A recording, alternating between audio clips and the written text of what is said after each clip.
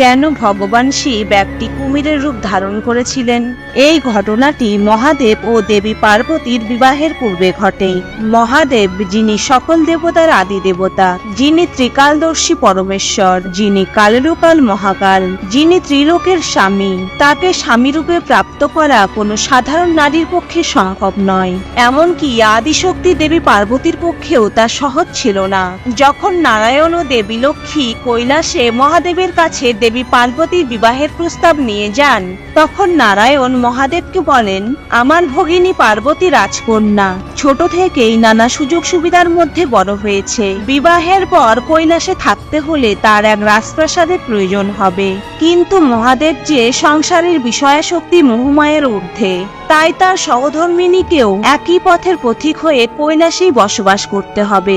তাই বিবাহের পূর্বে মহাদেব স্ত্রী বেশ ধারণ করে দেবী পার্বতীর সঙ্গে দেখা করতে যান। তিনি একটি যোগিনীর রূপ ধারণ করেন। যোগিনী রূপে তিনি দেবী পার্বতীর হস্তরেখা দেখে বলেছিলেন, তোমার মনে যার ছবি আছে তাকে পেতে হলে তোমাকে 3000 বছর কঠোর তপস্যা করতে হবে। এই বলে যোগিনী রূপী মহাদেব চলে যান। দেবী পার্বতী যোগিনীর নির্দেশ মতো বনে গিয়ে মহাদেবকে স্বামী রূপে প্রাপ্ত করার জন্য 3000 বছর ধরে কঠোর তপস্যা করেন। দেবী পার্বতীর এই তপস্যা যখন প্রায় শেষ হতে যায়, তখন মহাদেব দেবী পার্বতীর সামনে আরো একটি কঠিন পরীক্ষা রাখলেন। দেবী পার্বতী প্রতিদিন যে পুষ্করিণীর কাছে তপস্যা করতেন, সেখানে তিনি দেখেন একটি বালক তাকে বাঁচানোর জন্য সাহায্য প্রার্থনা করছে।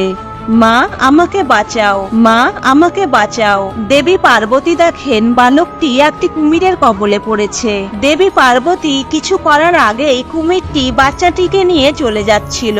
দেবী পার্বতী বুঝতে পারেন এটি কোনো সামান্য কুমির নয়। দেবী পার্বতী কুমিরটিকে বলেন, বালকটিকে ছেড়ে দাও, পরিবর্তে আমাকে আহার করো। কুমিরটি বলে, আমি বালকটিকে ছাড়তে পারি, তবে একটি শর্তে, আমাকে তোমার সম্পূর্ণ তপস্যার ফল দিতে হবে। দেবী পার্বতী 3000 বছর ধরে মহাদেবকে স্বামী রূপে প্রাপ্ত করার জন্য কঠোর তপস্যা করেছিলেন। কিন্তু একটি বালকের প্রাণের বিনিময়ে যদি তিনি মহাদেবকে পেয়েও থাকেন, তবে তিনি নিজের বিবেকের কাছে ছোট হয়ে যাবেন। তাই দেবী পার্বতী বিন্দুমাত্র সংকোচ না করে বালকটির প্রাণের বিনিময়ে নিজের কঠোর তপস্যার ফল কুমিরটিকে দান করেন।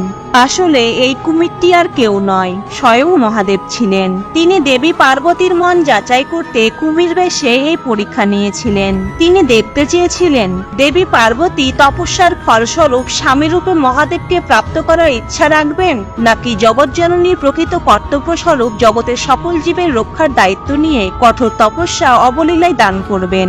এই পরীক্ষায় উত্তীর্ণ হওয়ার পর মহাদেবের মন জয় করে দেবী পার্বতী মহাদেবকে জীবন সঙ্গী রূপে প্রাপ্ত করেছিলেন। বন্ধুরা, ভিডিওটি ভালো লাগলে প্লিজ ফলো করে সাপোর্ট করুন। Thank you.